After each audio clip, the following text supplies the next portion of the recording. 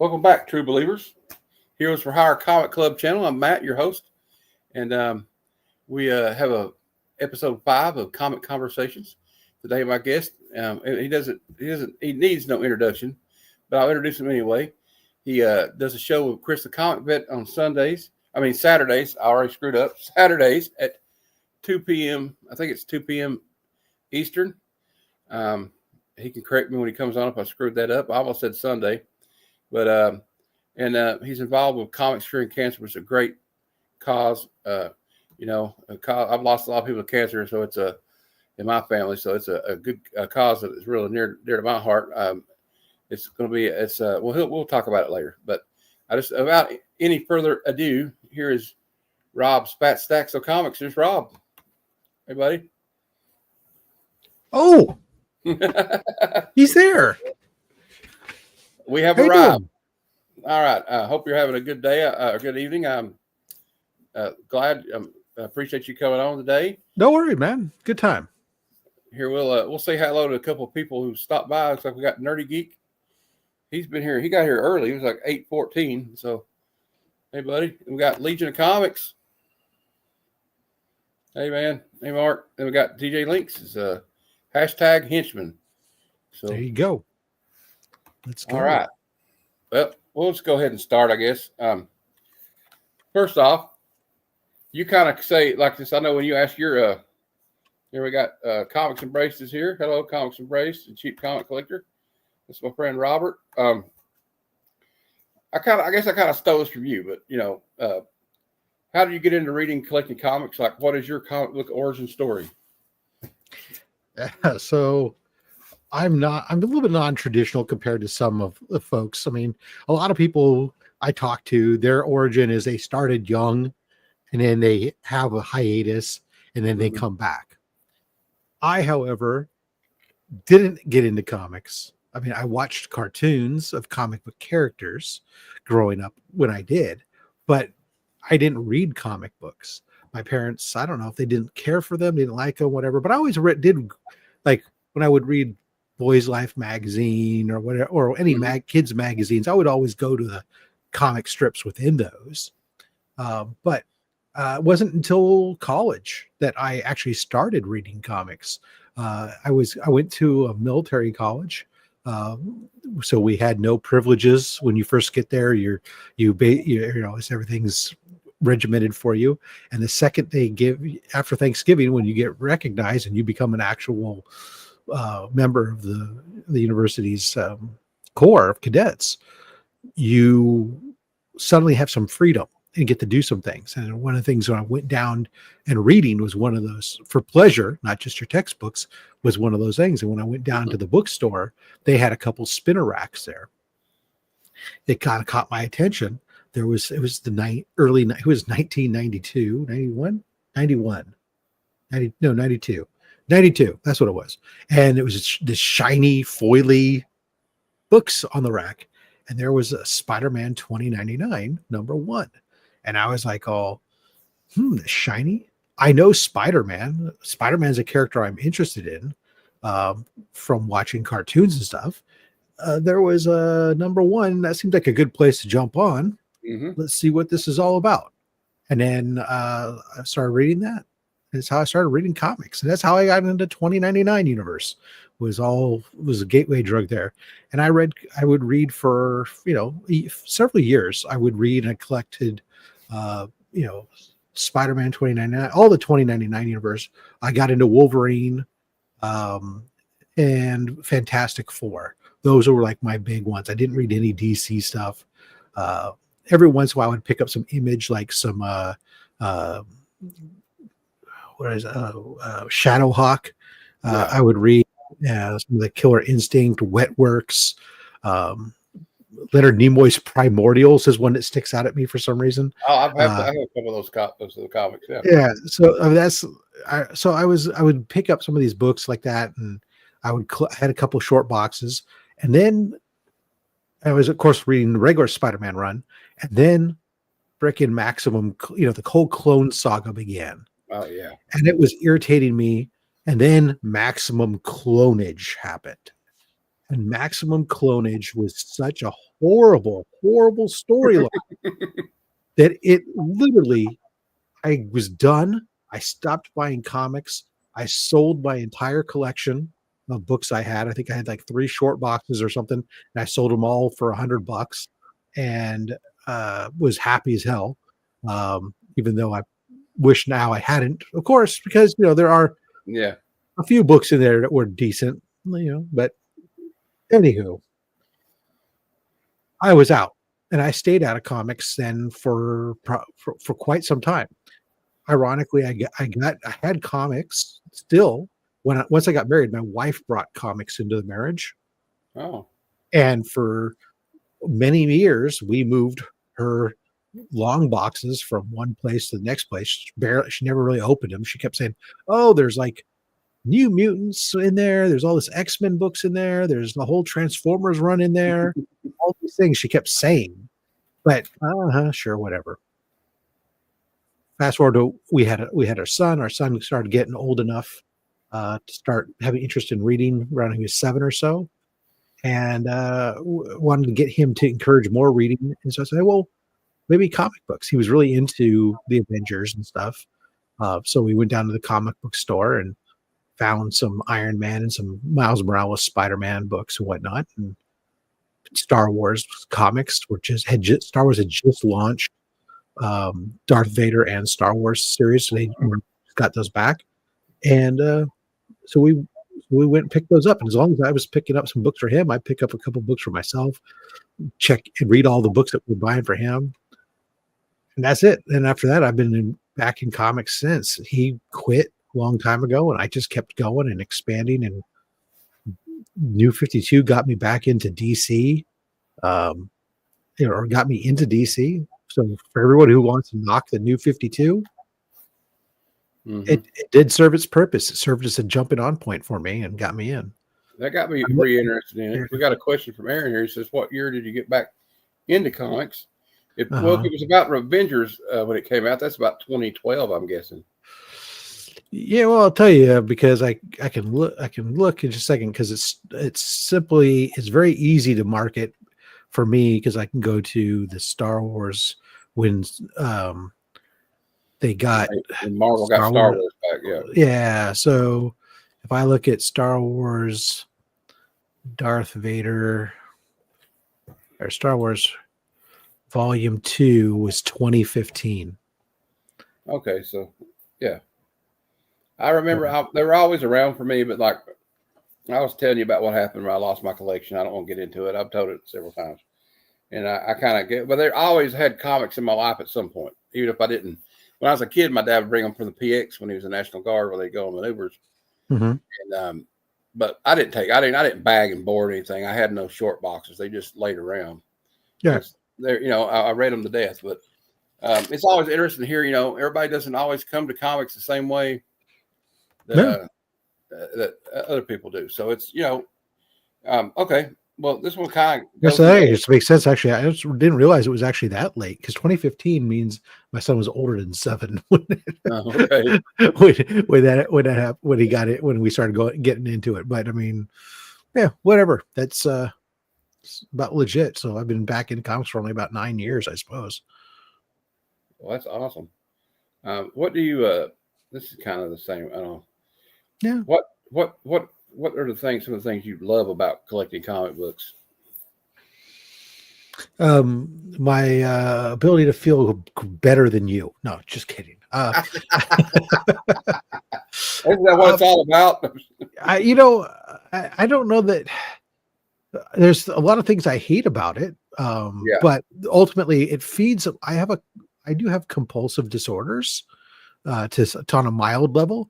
And it feeds that my compulsive need to, for a certain order, like the way for my ability to go out and just like organize comics, it fills a need to put things in sequential order and that there's a right way for things to be filed and to be preserved and all this stuff. It feeds into my individual sense of order and need for structure. so so any collection can do that, but comic books just helps that. And they weren't stupid when they put numbers on issues, because Oh, I mean, only so many people can have 13 or 14 issues of a 20 issue run and not feel feel a scratch in the back of their brain telling them to go get those other issues, right? yeah, um so that happens. So it's kind of fulfills that. But I mean, ultimately, the day, I do enjoy some of the stories. I think that I have, I've talked about on some other times, I've talked about the fact that I'm not a strong reader, which is ironic considering I spend a lot of time in my real life reading legal contracts and doing stuff along that lines. And when I say I'm not a strong reader, it just means I'm not really fast at it. I'm very yeah, slow. I feel that ultimately I probably have a mild form of dyslexia. Um, and comic books makes it much easier to read. yeah. There's a lot less strain and everything else because the words are broken up into smaller blocks. It's much easier to digest. So whether it's a graphic novel or a bunch of floppies, whatever, it's much easier for me to consume and enjoy those stories. And I do enjoy many of those stories, even some of the ones that, I'm more of a character, often character driven as opposed to necessarily story. So I'm willing to forgive certain stories that aren't necessarily pinnacle of writing, if it's a character that I enjoy. Hence, I am a glutton for punishment as an Amazing Spider-Man fan. Marvel has been challenging me on how, for quite some time now, as to really how dedicated I am to a character. But Marvel's like, hold my beer. This kid says he won't give it up. Let's test this shit. Hold my beer. Yeah. So, yeah. I don't know. I like the way I have a short attention span sometimes. Like I'm bad with I'll start watching a series and I'll just quit watching it. Like Yeah. And I did that with What We Do in the Shadows. But like with comic books, I can read at my own pace. I don't have to read them when they come in. Sometimes what I'll do is like I the prefer that. Yeah, I'm just letting it build up a whole while, and then I'll read. Yeah, I oftentimes like to let them sit there and build a storyline, a story arc, exactly. and then read the arc all at once. That is, as long as it's not a book that people are hot to trot and talk about. The other thing I do like about comics is, although we tend, especially people outside of comics, tend to really kind of associate it with superheroes, because the superhero genre of comics has dominated for the past 70 years. Yeah, It's been the dominant force of comics. But the reality is there's a lot of great stories outside of the superhero genre that make their way into comics and stuff too, that really shouldn't be overlooked. And I really hope that more schools, I've heard that some schools have started to adapt this, will recognize that reading graphic novels and stuff just the same as regular reading, or especially so for students who do find reading challenging or resistant of reading full-blown novels, letting those kids read what they want or what they're interested in, and going this route and seeing if this can get more people into reading, because it is important. And I would argue that people like writers like Frank Miller, some of their writing in comic books is more interesting than some of the books I've read in my life. Yeah, it's more, and also you get the pictures with it. Everybody thinks it's kind of a children's thing too, Rob. It's like, oh, that's for kids. But now, if you read some of these stories, like I've been reading, like Department of Truth, and that's definitely not for children. Oh, you know what I mean? Oh, absolutely. I don't think that there's really. I think there's a lot more comics that aren't for children than there are for kids, because even most of the stuff that Marvel and DC puts out really isn't stuff that I would have somebody under 12 years of age read. Probably. Oh yeah, absolutely not. Because even Batman, Spider-Man stuff, there's a fair amount of gratuitous stuff that goes on. There's a fair amount of sexual connotation and whatnot that in those books, because they know who their audience is, who's buying these. A 10-year-old isn't showing out $5 a month for times 10 books to maintain a subscription, or whatever it is, 3 or 4 books a month, so maybe spending $20 something a month. No, they're not doing that unless mom or dad's doing it for them. And I know as a kid, it was kind of random to me when I had them. I didn't like. I'd pick up an issue of Fantastic Four. I might not read one for 3 months. Yeah, and that's You know, where and, some of those books that were things like Marvel Team Up and some of the the books, a lot more books were one-off stories and stuff. I think today there's a lot more. That's the biggest change. Is there's a lot more serial writing. mhm. Even like if you go the first 100 issues of Spider-Man, there might be there are stories that do go for Continue. several Yeah, issues or underlying stories, but for the most part, one issue to the next issue that's it. It's a story yeah. unto itself. It's Um, self-contained like a sitcom. yeah, That's all and try to do. if you are able to subscribe, you'll get these things. Whereas today, the vast majority of the comics that are out, they're a series, and you have to get 5 or 6 books to get one Mhm. story out of it. And so that's fine in the direct market era where people have easy access to that. But in the newsstand era, no, because even as I did work at a store I'm old enough to work at a store that had a newsstand spinner rack. And Mhm. the the books that we got in, we didn't always get the same titles every single month. You Yeah. got what you got, and that's what you put out. Hmm. Oh, absolutely. And like, 'cause I remember, and you weren't always guaranteed. Like when I would go to the 7-Eleven or the drugstore down the corner, Mhm. you weren't guaranteed that book was going to be there that month. Yeah. You know what I mean, or what was going to be there.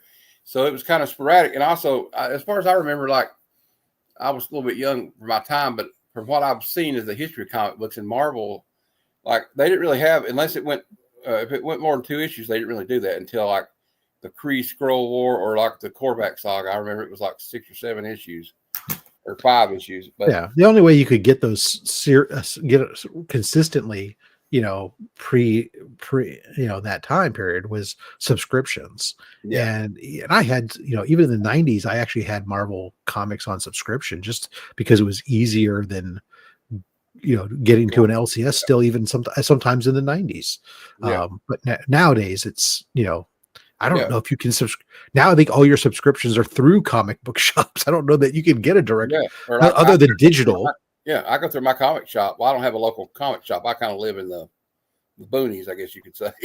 Yeah, And yeah. But I'm saying is like you can't. I don't think you can. But I don't know if you can get a paper floppy subscription directly from Marvel or I don't DC think you anymore. can anymore. I mean, I think the Yeah. last time was maybe the 2015 or something. I think they quit doing All it. right. So I mean, it's yeah.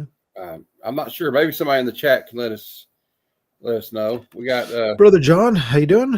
John. How you doing? All right. What are some of your favorite current comic book series you're reading?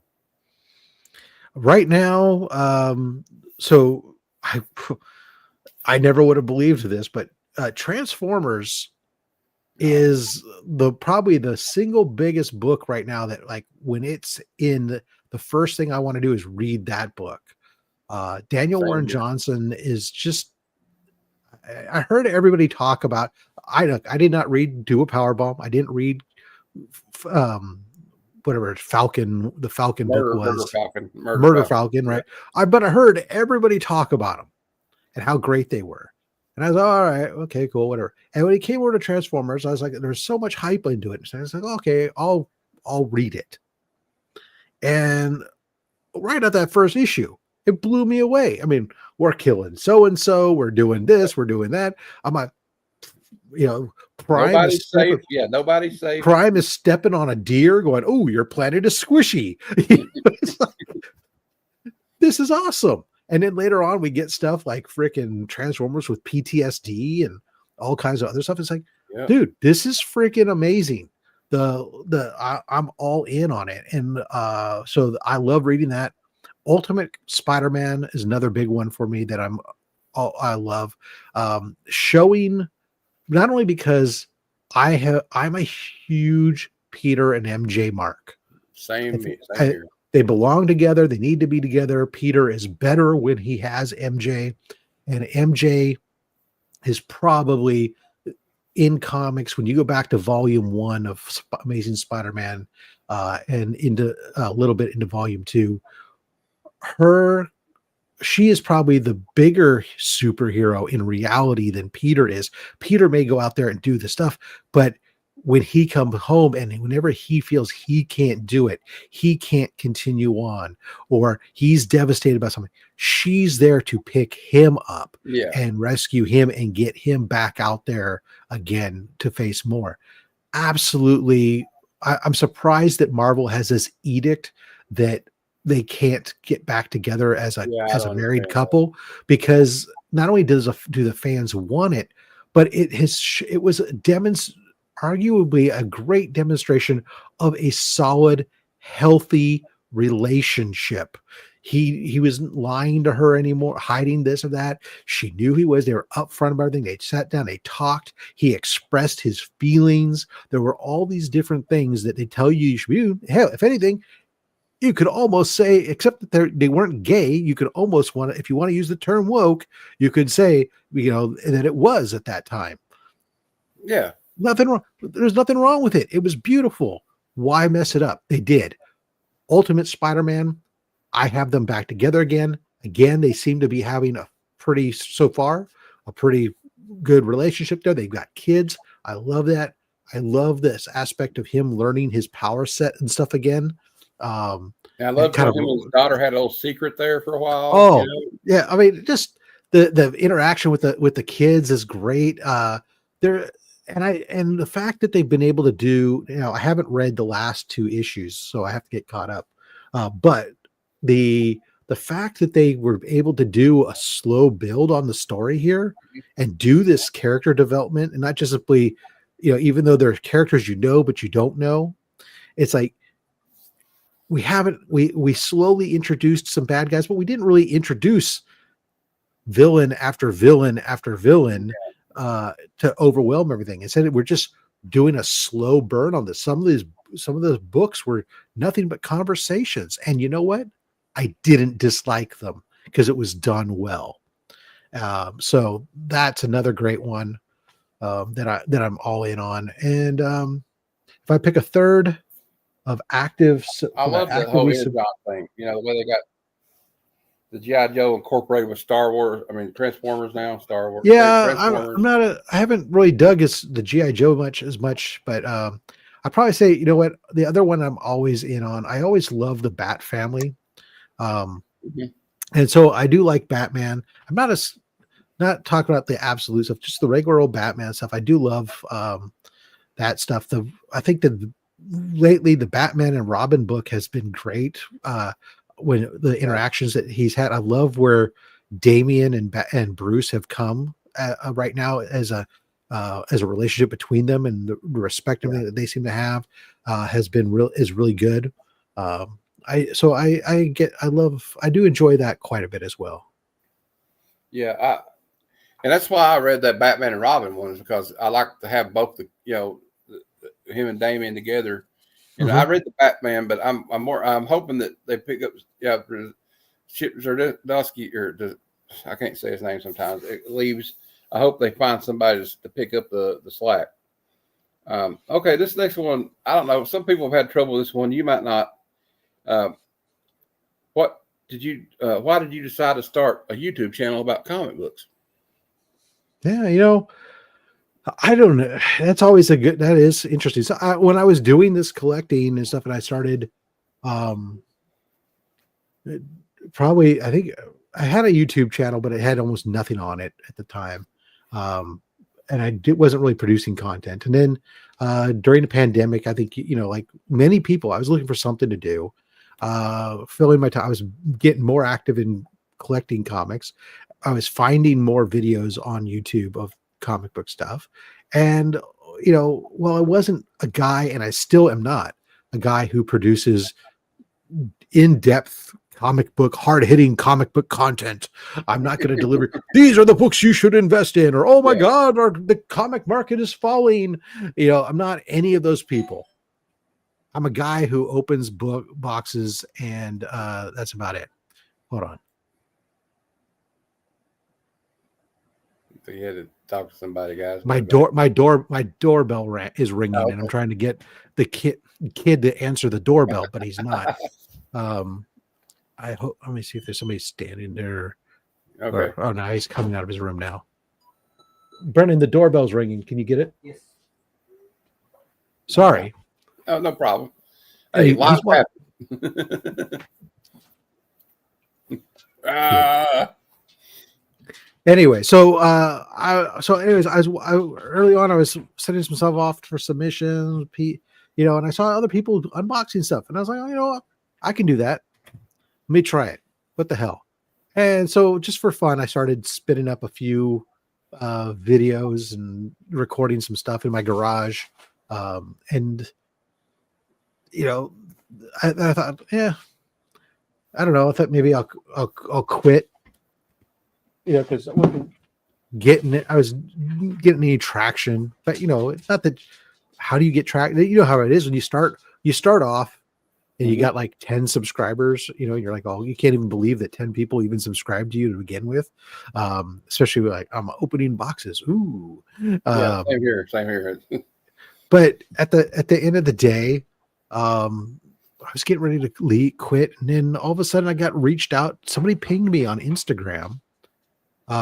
It was Rod the Rican, and he goes, "Hey, dude, I found your channel. I'm gonna do a shout out for you." Oh, what the hell is this? What do you mean? What do you want? I don't I hadn't yet I had made no inroads into the community. I hadn't heard about shout outs. I didn't know anything about AOKs, any of this stuff. And I'm just like, oh, somebody's going to just promote my channel for the sake of just because. I'm okay, whatever. So I tune in to watch him, and sure enough, that's what he does. And and I get some subscribers. I'm wow, that's really kind of cool.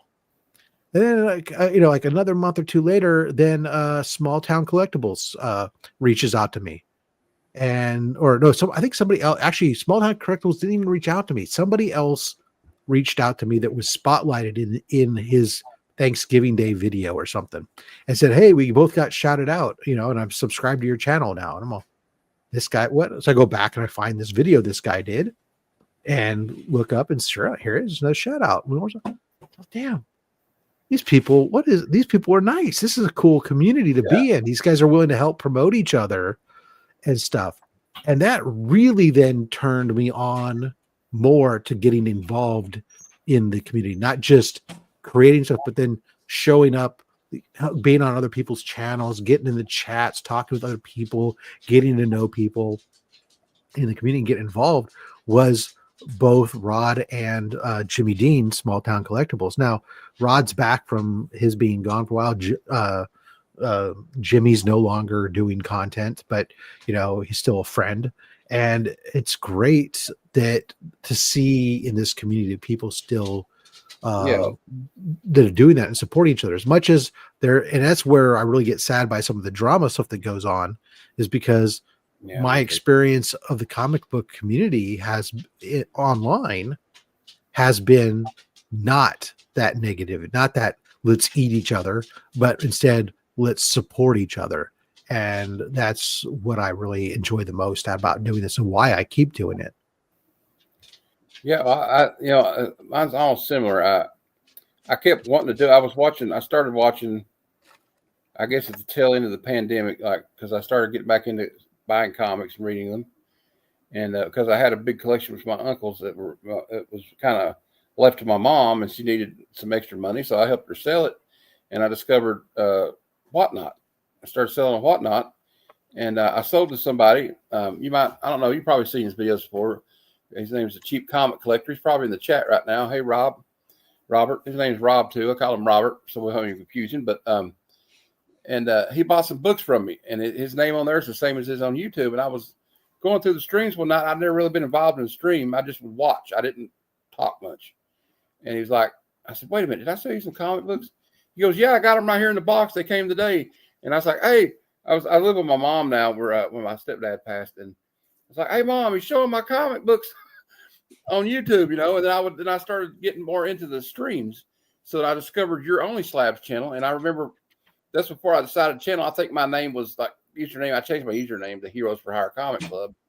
when I started it, but it was like Ghost of Tom Joad or something. I was trying to Mm-hmm. be cool, and I won one of your giveaways, which is, by the way, best giveaway box on YouTube. Remember, I'm telling you, you'll recognize. Anyway, so I won some really good stuff, and I still got them somewhere around here. And I was like, you know what? I can't edit. I kept going, I can't edit. I got to wait until I get this or that or a proper computer. And I said, no, I'm just going to do it. And then I was the same thing you're talking about with people opening up. People will help you out. And so my experience is not like the negativity thing either. That's why I don't like it either. And just like you guys, a good example is you and Chris the Comic Vet. He welcomed me on his show. You come on my show today. And, people help each other out. And Yeah. I'm really hoping to meet some of you guys on Heroes Con. So that should be fun. Okay, let's. I don't want to interview myself here, so I'll shut up about that. What are some of your favorite artists and writers? So I have a few, but I mean, the reality is I say it all the time, is I'm a character collector and not a artist or author collector. And what I mean by that is I know several people and there's a lot of people who just they will follow, oh, this guy's writing this book, I'll go pick up that book, even if they've never read that character before or whatever else, just because they love that author's writing. And I get that, because when it came to novels, I was one of those guys. I read books all by the same author. When it came to comic books, it's different to me. It's very character driven. And so I tend to stick with certain characters. Now, every once in a while, like Transformers, an author such as Daniel Warren Johnson, who's been getting so much hype and everybody's praising about, goes to something to a set of characters that I'm mildly interested in, and then I'll go ahead and give it a shot, and then I get interested in that. But so, I mean, I'm a big aficionado of older art, the older style of art. As much as I love I can appreciate, I should rephrase that, I appreciate some of the digital art that is created today that you get from a Derek Chu and an Art Germ, and even to some extent,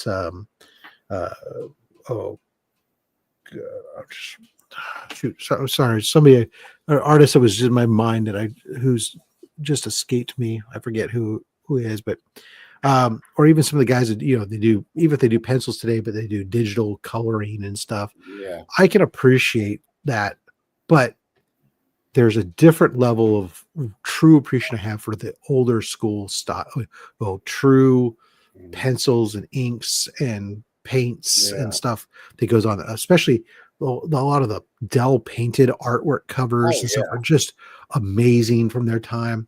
I'm well known. I love Alex Schomburg stuff. I think that is probably one of my GOAT, of all time cover artists.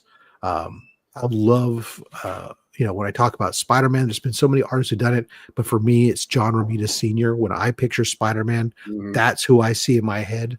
I can appreciate Kirby in his style, for what he's done on a lot of his unique style. Neil Adams, these guys are all people that everybody talks about and mentions for reasons. They are just that damn good. And belong on the discussions of Mount Rushmores.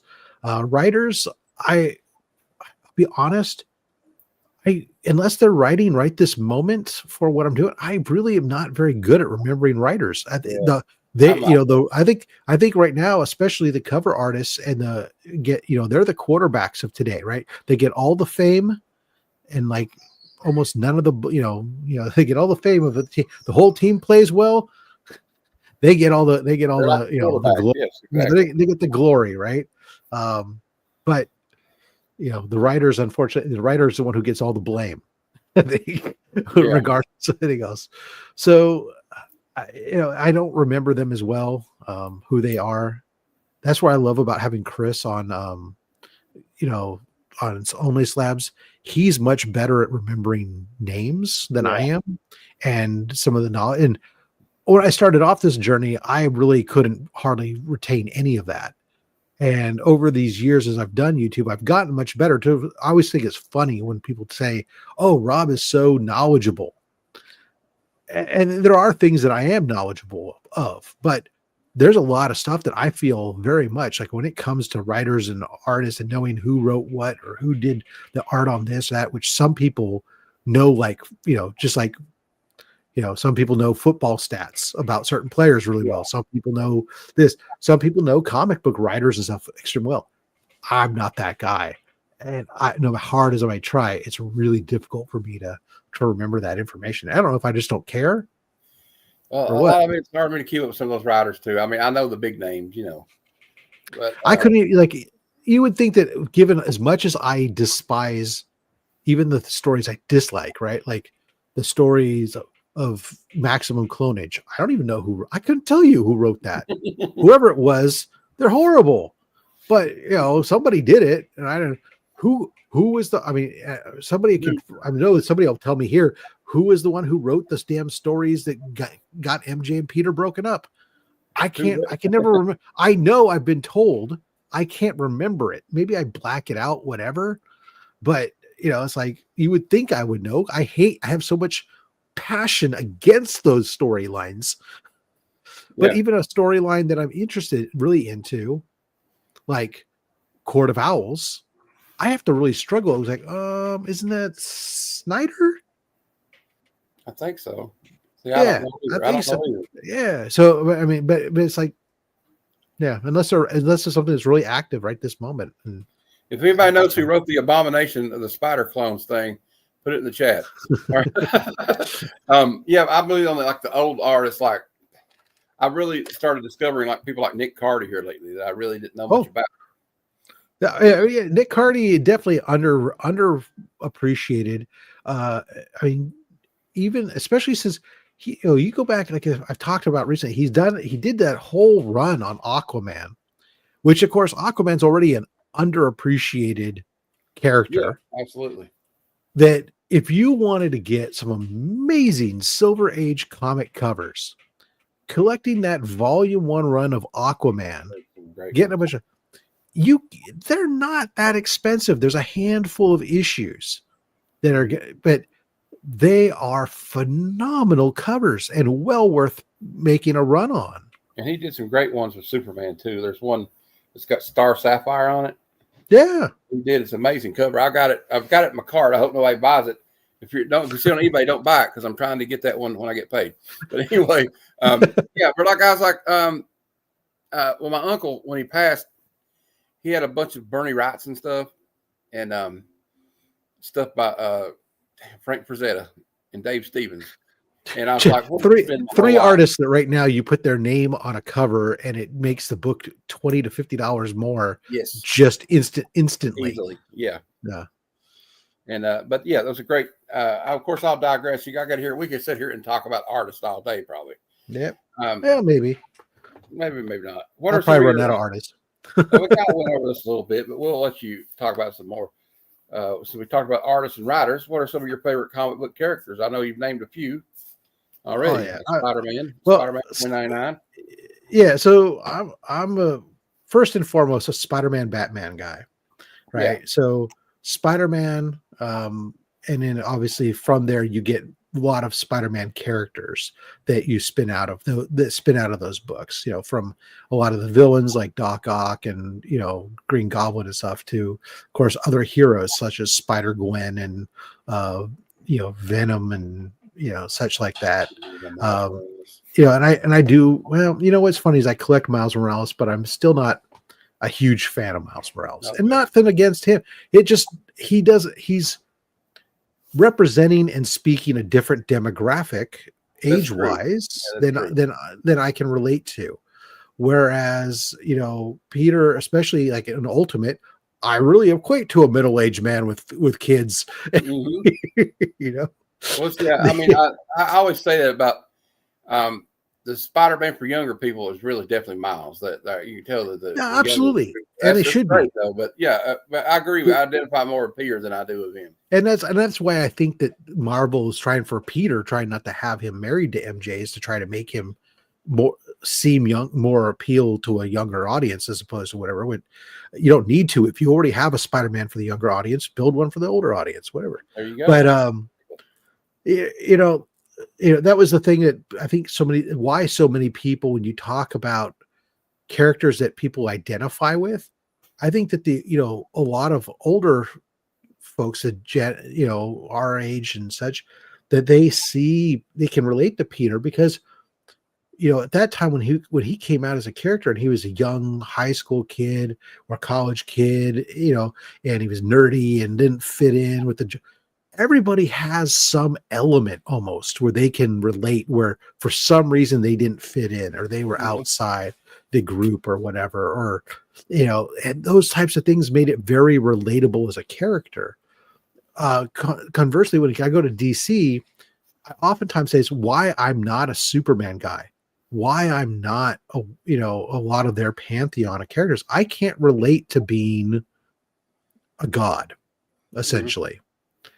Now I understand that people tell me, Rob, if you read the characters, go back and read this or read this, you'll see a very nuanced character has different things, and I'm sure that's true. Surface level, what gets you interested into a character initially, right?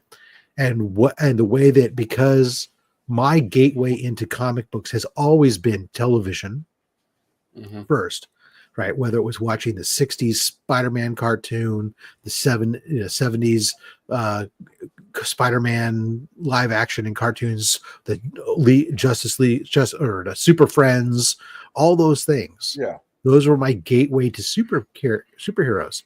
So all I was ever presented on these characters, were very different worlds, and Marvel was more relatable to me. But Batman, although I'm not an ultra rich billionaire, I'm not he has a lot of trauma that in his character backstory that a little bit more resonates. It's easier to, I think, make some sort of connection there. And so I've always found Batman more interesting. Also, maybe because watch that 60s Batman show a lot. I don't know. But I do enjoy the Bat characters. I find I read Batman. I loved Batman Beyond. Loved all those comic series that they did with that. I'm picking up. I'm hoping the new Batgirl run is good because I love Cassandra Cain as a Batgirl. I think she's the best Batgirl. Don't get me wrong. I love Barbara Gordon. She's a great Oracle. And I think filling that role was the best. But Cassandra Cain as Batgirl is so much more interesting to me. She's got an interesting backstory, a history. Exactly. And so that whole family dynamic that they have with the Bat family, I enjoy it. I mean, when I started reading Detective Comics at the time, Detective Comics was around the early 900s, late 800s. That run at that time was very Bat family focused and not as much on Batman would show up, but it was really focused more on the other Bat family characters, whereas Batman, and I found that very, very interesting. Well, also what's great was like when everybody mentions the same thing to me. They say, and it felt the same way until they read All-Star Superman. And I've had a lot of people say that to me, and that's a completely fair. I've not gone to read it. I've not tried to go and read it. So that's a fair assessment. I could be completely wrong. Why do you think you need to relate to a character? You're never entertained by the fantastic. Oh, I absolutely am. As a fan of sci-fi and everything else, I am. But I think even in the realm of, especially in the realm of science fiction, there's always some sort of element the stories are always best when there's some sort of resonance that you can relate to, even if it's not a direct parallel. is it? I don't know. It's also part of what gets me interested in picking up that book to give it a try. There's so much content, whether it's comic books, whether it's Mhm. TV shows, or anything else. There's so much of it out there, and I can't consume it all. So you pick and choose, and what you're going to consume, and what you consume is the stuff that you can relate, either that you already have some sort of connection to, probably, and maybe that's really what it is. It's not so much relatability to the character, but maybe it's I've already been connected to the character in some sense or form, and feel a stronger connection to them. I'm not sure.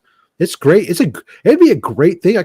We could probably spend, that'd be a great show into itself. We'll get like somebody like to do the psychology of your characters that you like, and really Yeah, that would dig be into somebody with a psychology background. We could interview people and really dig into, well, why do you like or dislike this character, or what else? I mean, it's probably in reality all just based on some, for me, realistically, like I said, I exposed him based on superficial knowledge without digging deep into it. Certain characters are more interesting than yeah. others, and I've read them. The same thing Well, as Hulk. Hulk is yeah, a character so many people love. I watched the show as a kid. I always and I think of him as a Jekyll and Hyde, and I get that. And I think there's so much that is probably can be and is done with that character. But for some reason, I just never really made the connection yeah, with the character. So I've never really given it a shot. I'm a yeah. horrible comic person. People are going to hate me now. Well, there's characters I just can't get into either, but like the ones I do relate to, even if I don't, maybe I can't relate totally. Like Wolverine's one of my favorite characters, and I don't have an adamantium skeleton. I don't have adamantium claws. I can't heal.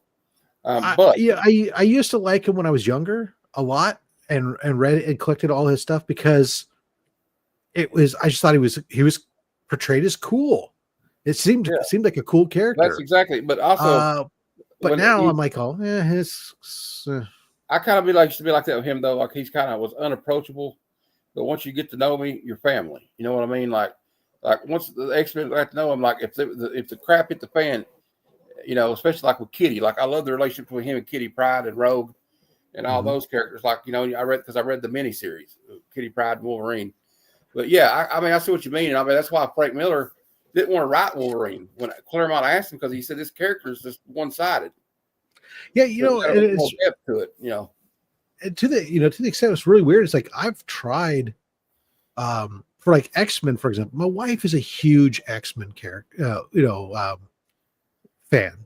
Um, I know, so many people you talk to enjoy X-Men or relate to the Well, you X-Men mean, or yeah. love the X-Men, and there's a lot of stuff there that you can too.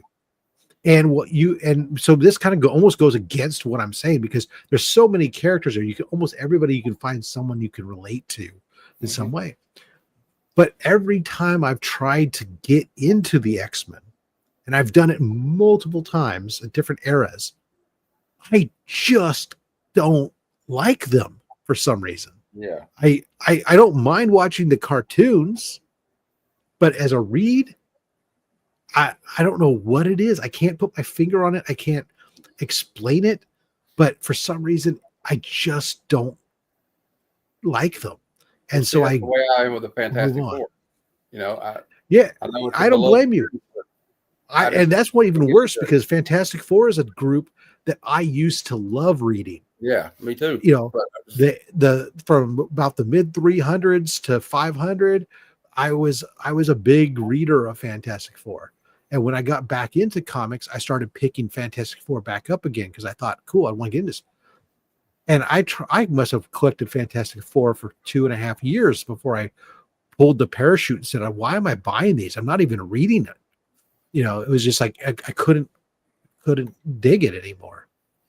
yeah, So, and maybe that's the writer's fault. And maybe if I wasn't such a hardcore Spider-Man guy for some reason, maybe I would have pulled the parachute on Spider-Man a long time ago, because God knows it hasn't been a fun slog for the last 300, I can relate 400 with the X issues. Men like that too. I mean, it's been hard to be an X Men fan the last 10 years. I'm just gonna be honest, but yeah, or like let's say also like Captain America. I know I'm not Captain America, and I guess some people say he's kind of a Boy Scout, but he makes mistakes. But he's like the first one to admit it, and he'll do the right thing even if is not in his best interest. So I guess I'm not relatable, but I strive to be more like Captain America, I guess, in my real life, even though he's a fictional character, because he'll stand up for the little man, and stuff like that. But yeah, it's better to have the best. I mean, I like the fantastical too. I like a good horror story. I like a good sci-fi story. But when it comes down to even in a sci-fi story, a character has to be grounded in something. You know what I mean? You have to have some kind of relatability, even if it's like Luke Skywalker, or Han Solo or something. Those guys are like likable characters once you get to know them. All right. Well, I've digressed. Anyway, there we go. Here's a question. It's kind of not comic book related, but it's collecting related. Do you collect anything besides comic books? Sadly, yes. Although not as actively as I used to. So my biggest other collection is tied to the Nightmare Before Christmas. I've been a big Nightmare Before Christmas fan for quite some time. Probably since when it came out originally. My collection started off originally as, for some reason, of all things, I started collecting movie posters. So the original movie posters for Nightmare Before Christmas from around the world. Mm-hmm. Probably have about 15 or 16 posters, I think, from different countries up around, most of them are up around my house framed. Some of them are not because I run out of space. So, when you get a bus stop poster that's 6 feet by 4 feet, and you spend, you only put that in so many places, especially once it's framed, and framing ain't cheap. Oh my God. It would cost you $300+ to frame that. Then from that, it spilled into other Nightmare Before Christmas stuff. The only thing that I really actively collected from that was Funko Pop's Nightmare Before Christmas Funko. Although I have a lot of other Nightmare Before Christmas stuff that people over time have said, oh, hey, this is cool, or this is cool, or, let me get you this. And I know you're in Nightmare Before Christmas. So I have a lot of little knickknacks and whatnot that are Nightmare Before Christmas that people have gotten me. And as I've gotten older and had more disposable income, sometimes I just see something, I go like, ooh, that's kind of cool, I'll get that. And so, like, for a while it was a lot of different board games, when they would do like Nightmare Before Christmas Monopoly, Nightmare Before Christmas Operation, Nightmare Before Christmas Blue, and I would get those and stuff. But I've really slowed down on that stuff. And like this year, I haven't bought a Funko this year, even though they came out with more Nightmare Before Christmas Funkos, because I really almost am out of room to put them on display. And I keep looking at them going like, what the hell am I ever going to do with these damn things? Like, I don't even know. Like, even if I said right now, somebody could have them all for $100, would somebody even would want them? I mean, it's like, it's a pain in the ass to deal with. And I kind of like regret them. Whereas my comics, I don't really regret for some reason. Well, we had a question from Mark. We ignore that. Just move on. We're going to ignore that question. There's not a reprint on the wall behind me. He knows that. I know. I've seen them up close. Well, actually, no, that's fucking wrong. I'm sorry. Uh-oh. He's right. There's 1 second printing on the wall behind me, and that's the Spider-Man 2099 Toy Biz reprint. Okay. But it's a $1,000 reprint. So there you go. There you go. That still counts. So, hey, reprints are cool too. Like, I like facsimiles because sometimes I can't afford Justice League #1 right now. So I have a whole short box full of facsimiles that I collect for reading those old stuff. I mean, but I don't have them graded. Yeah. Well, yeah. Only you wouldn't want to grade that. I have a problem with collecting stuff too. I collect retro video games, so I've got a serious collection problem. But I just like collecting things. I even collect old VHS tapes. I just ordered a copy of Canon Films Enter the Ninja and Ninja 3: The Domination because I like to get bad B movies from the 80s on VHS. So it's kind of a weird fetish of mine. Yeah, that is. I mean, I used to do that on Laserdisc, but I don't know. I got a VCR, but I don't ever watch them. I don't know. I just like those old. I don't know. I've been watching. I get hooked on watching this thing called movies so bad they're good. Like movies like The Room. Mhm. And there's this guy named Neil Breen. He's just terrible. He's so terrible, it's hilarious. Well, I grew up on a lot of that stuff just because Yeah. before cable TV. I live in an area where we had more than 3 TV stations. We had the 3 networks, but then we had like 7 independent stations that we Hmm. could get because I live in the nexus of 3 different television markets.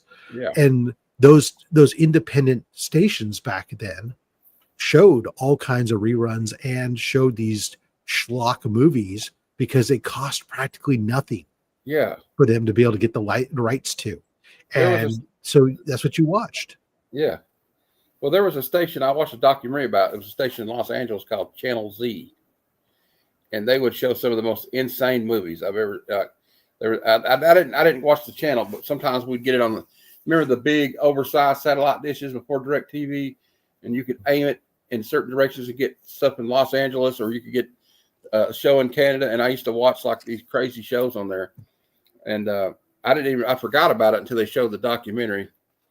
Look here, we got Ninja 3, The Domination is the best live action movie with Ninja in the title. Fact. I agree with you, Dr. Von Hoot. Actually, I got a Blu-ray coming soon of that movie, remastered. And we're trying to start a thing on my Discord. Our Discord. We got for all my friends in YouTube. We add in there and we're gonna start watching bad movies like Mystery Science Theater style. So that's kind of fun. Well, I wanted to end we're almost at an hour, so I thought I'd end with this question because it's to preface this with because you work with this Comics Curing Cancer charity where you do the auctions and everything, and all the proceeds go to cancer research.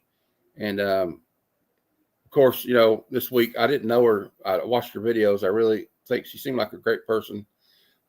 Comics Will Break Your Heart. Jen from Comics Will Break Your Heart just passed away from cancer. And I've lost my stepfather to cancer a few years ago, and I've lost several friends and family to it. So also, before I ask you the question, I thank you for doing that. It's a really great cause, and everybody should check it out next year. I'll let you talk. How did you get into doing that, Rob? By accident. So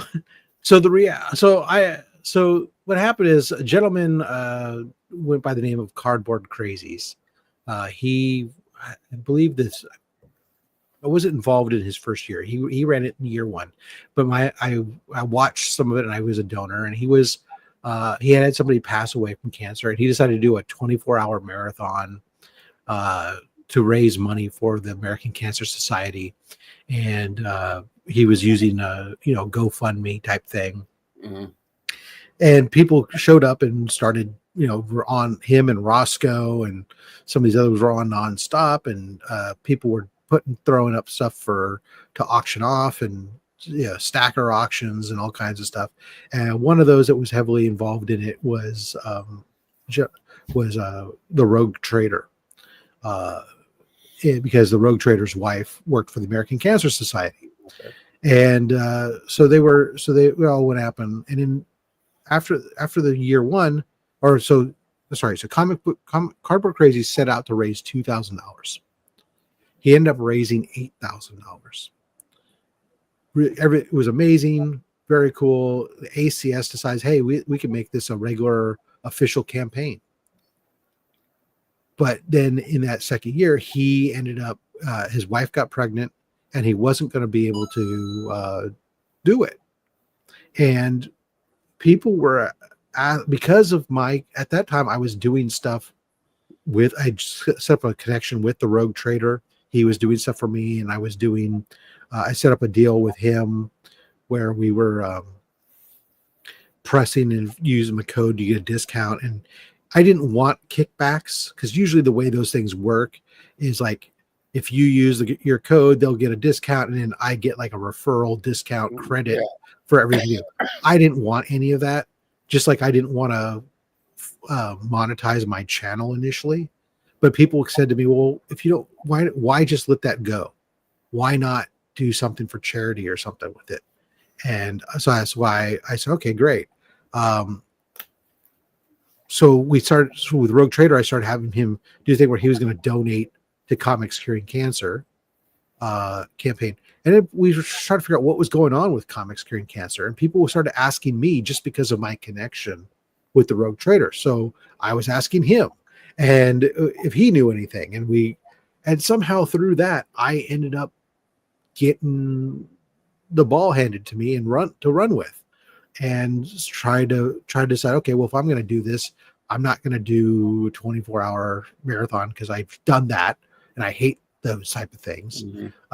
Instead, I'm not a huge channel, but how can I get better reach? Well, if I get other friends involved and we spread this thing around, we can potentially get more eyeballs on this stuff. And so it was like, okay, who are the bigger channels that I knew at the time that I could reasonably get? So, we were reaching out, we started reaching out to people who were already asking, people like DJ Links and Mark, who were asking like, hey, what do you know what's going on with this type thing? So easily recruit them in early. And they then helped to run it right off the bat, just jumped right in. And which was a big help because I didn't really even know what I was doing. And together, we were able to raise $25,000 that year. We had set out to raise $12,000, figuring that was a 50% increase over the prior year. And we ended up raising $25,000. And we said, well, damn. So since then, Mark and DJ and I, we've just been rolling on it now nonstop. It's become what we do, our primary, at least I know for DJ myself, I can't speak for Mark, but I assume, it's our primary fun, charitable contribution that we do is tied to Comics Curing Cancer at this point. I made all my channel revenue go to it. Obviously all my merch sources, because I don't need that stuff. That's, for anybody who doesn't,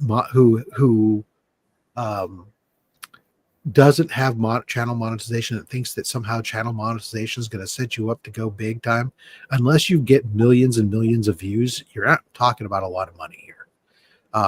Overwhelmingly, the majority, if I was to tell you the ad revenue and stuff that I make is, like $30 maybe, it's not a lot. Most of the money I get comes from the subscribers and the super chats, which the people who do that are doing it because it all goes to Comics Curing Cancer, or at least 99% of them.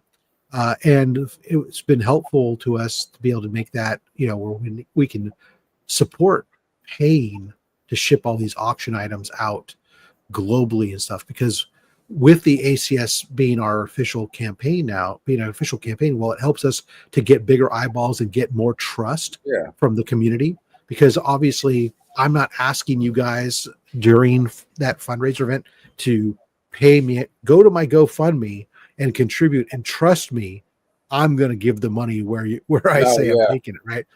Instead, we give you that link to that portal. We say, go here and go you're going to the ACS site. You enter your information. You instantly get your receipt from the ACS to say acknowledging that you made your contribution.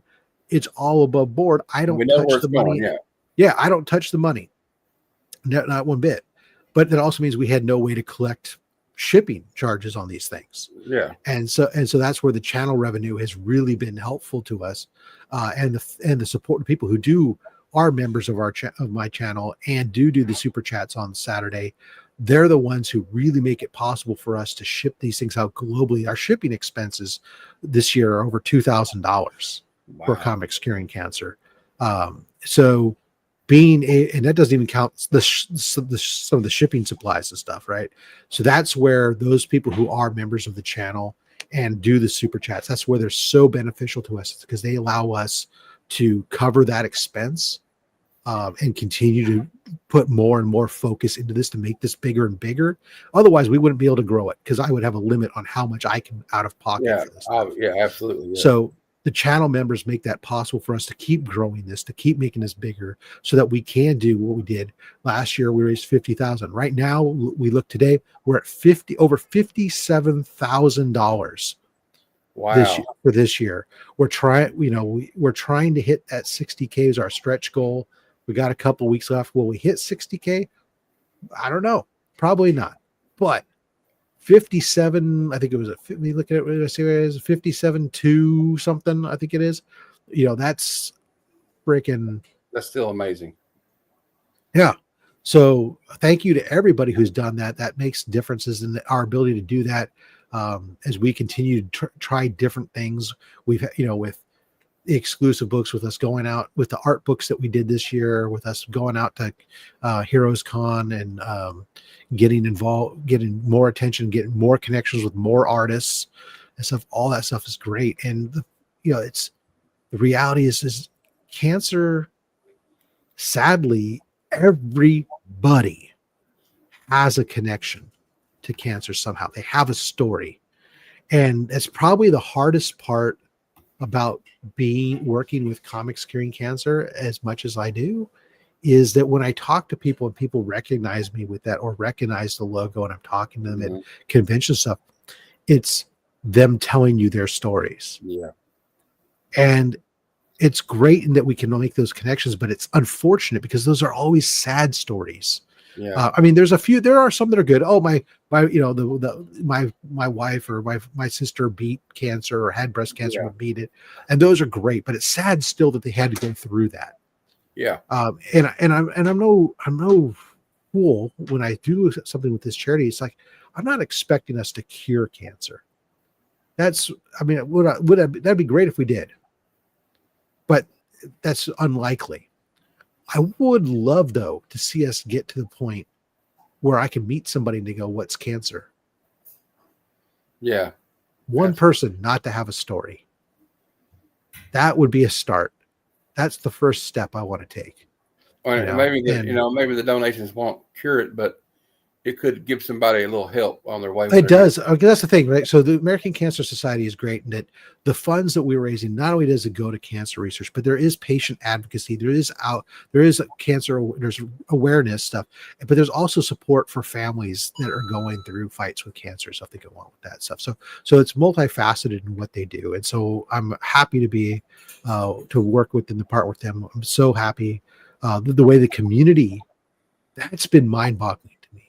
The community's response to comics curing cancer. When we get together and talk about it, we're talking, and people who want to know, they want to hear this. They want to know how can they be involved. And we say, honestly, if you can help us just share this out, the number of people the shares go crazy. And it's beautiful to see the bat signal go up like that, because the biggest thing that we fight is how we communicate. We're communicating through social media. Mm-hmm. Social media has series of gatekeeping algorithms that exist. If I send out a message on Instagram, I might have 3,000 followers, but 3,000 people don't see the message I send out. They send it to a percentage. And then if certain percentage of those people engage, then it sends it out to some more, right? And so you have this series of gates you have to go through to get your message out. Well, if I'm not going to be able to hit everybody I got, well, then great. If instead I have 100 people echo that same message, there's going to be some overlap, but we're going to keep hitting new people each time through each echo. Each ripple goes out a little further. And that has been beautiful, the way the community has embraced it as their own, because I know not only have they been pivotal, each and every one of you who have ever shared one of our posts, I know how instrumental you have been in our success, but also I know how much this community has dug deep into their own pockets at the auctions. I know so many people who have really spent more money than they probably should at the auctions buying items. Now, they've gotten some great deals, and I'm glad that they did. Yeah. Because they have spent a lot of money, but it is so appreciated. I don't know how to truly convey how humbling it is and how appreciative I am the way that this community comes together around this. And I know that people like to sit there and they'll call me out and stuff. And And some people say, "Oh, you deflect too much. You should take some of the credit." I try all the time. I'm trying to spread, but it's not. I'm just a guy at the end of the day. I do. Yes, I stand in my garage and I pack up a bunch of boxes and ship them out. Don't get me wrong. I do stuff, but me alone doesn't raise $57,000. Right? I maybe raise $3,000, $5,000, just me. If I really try hard, me, DJ, and Mark, just the three of us, we don't raise $57,000. It's the community. Absolutely. It's every single one of you guys out there that have ever done anything to help comics curing cancer. They're the ones who make us so we raise $57,000. And that's why you guys are the heroes and why I deeply and greatly appreciate you all. We got Crazy Hungarian had something he wanted to say. See, there's another story. Yeah. Somebody with a story about cancer. Exactly. And, and keep paying attention. We will have, obviously we do have a link, which is, if the easiest way is, I probably can't, I don't know if I can post a link in your,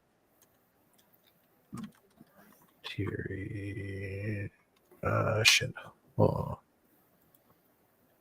You want me to share the screen or something, maybe?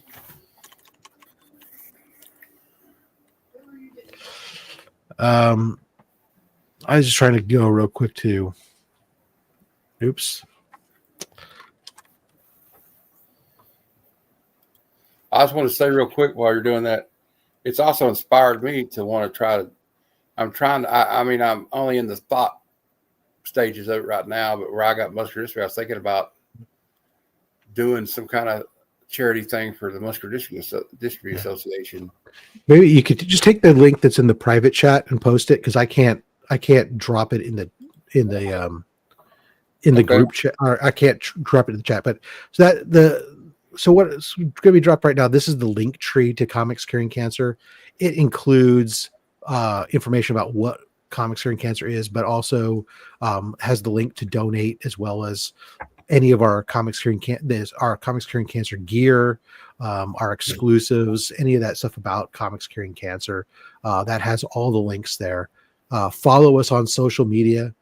Right now we're in our lull as we're wrapping up this year, but we have things are in the works that we're planning for next year. And we'll you do have a booth at the at Heroes Con. Yeah, we're going to be tabling at Heroes Con again this year. And that's kind of like our official launch party for the campaign in October. We'll have our big event again, and obviously the big hope is that everybody, start, if you got items now, start hanging on to them, start put them aside. When we start soliciting donations for our big event that we can auction off. We appreciate them, man. That's going to be the big help to us. So, yeah. Well, I look forward to being there at the booth. Maybe I can help out a little bit while I'm there. I don't care to do it.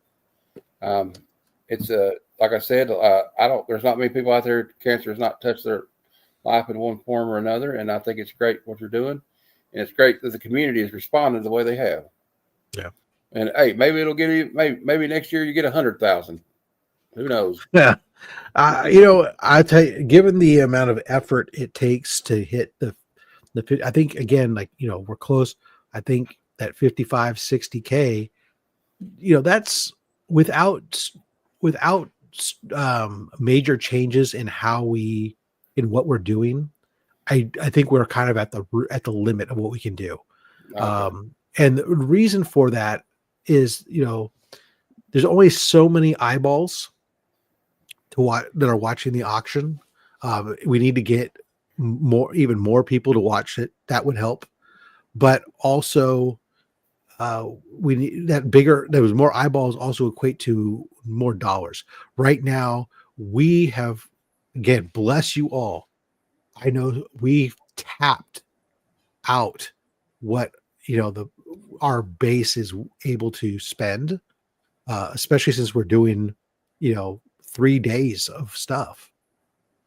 And could we spread it out over different parts of the year? Maybe, but that's there's also a balancing of logistics for us. There's always things that we're talking about, trying to improve different things.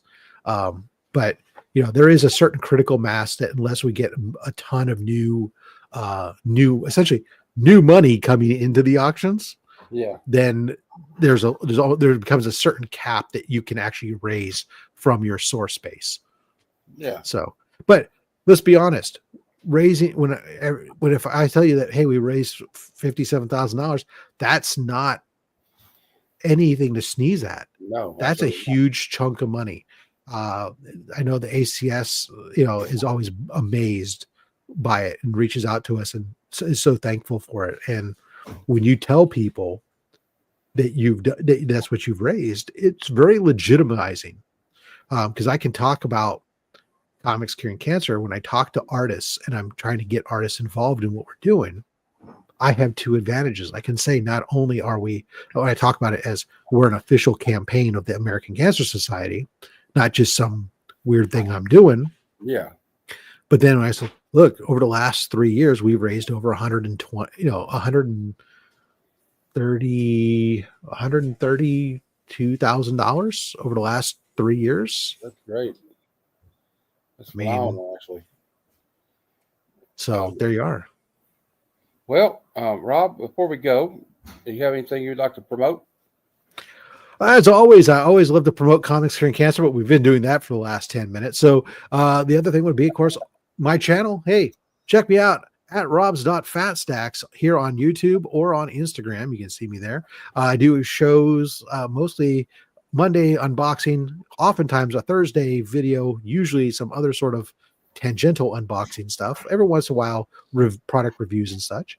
But the big one is Saturdays is Only Slabs. That's my live stream. It is a collector showcase show featuring collectors from the community with showing off their graded comic books. We have them come on, get them to show some of their graded comics, and we learn about them and those stories that go with those books and why those books are special to them and the connections that we all make and share through those comics. Of course, during that live stream, that's where the greatest giveaway box on YouTube comes into play. We give away comics during that live stream, 7 issues twice a time, everything from Silver Age on up, amazing keys, all for free, just for watching in the live. So that's at 11:30 a.m. Pacific, 2:30 p.m. Eastern on Saturdays. Again, at robs.fatstacks. And I can attest to the giveaway because I've won it twice. Yeah. And if anybody's ever interested in being a guest on Only Slabs, being a featured guest, we're always looking for guests to be on the show. We do book several months out, however. And it's just all about, you just need to have a collection of graded comics, having at least 20 to 24 comics. All right. Sounds good. And I appreciate you coming on here. I appreciate how you and Chris and everybody has welcomed me into this community. I appreciate you having me on. Sorry, I was always wishy-washy the whole time coming in here. You're right. In my son's birthday, December's birthday, I was having medical procedures. It's end of fiscal years. That stuff's more important than my show, so it's okay. We ate. It didn't matter. You came on. It worked out perfectly. And okay, before I go, I'll say what I got going on just real quick. Tomorrow night at 9 p.m. Eastern, I have a comic book claim sale. We'll have $1 and $2 claims, and I'll have some stuff that's not $1 and $2. But it's always a good time. I sell them kind of cheap. I like to get back to the community a little bit. I make a little bit of money just so I can buy my new comic books every week. And that's the only reason I do it. I'm not doing it to get rich, but so check out. I got a show at 6 p.m. on Sunday. I call it the Sunday Super Show Extravaganza because I like the word extravaganza, and I don't think it's used enough. So I do that, and then I do this show. And next week, it'll be on Wednesday this week. I think it'll be at 9 or 9:30, probably 9:30 because Chris will have his show that day. But it's the only day he could do it was after his show. The Comic Vet, Chris the Comic Vet, will be my guest next week. Just stay tuned. You'll see it. I'll probably put that stream up tomorrow. Have it set up tomorrow. So, and we got some great guests ahead. Rob was a great guest. We had a good conversation, and I think that's what it's all about, guys. And Let me just do my little outro here, and we'll say this. We'll get set up here. Until next time, true believers, Excelsior.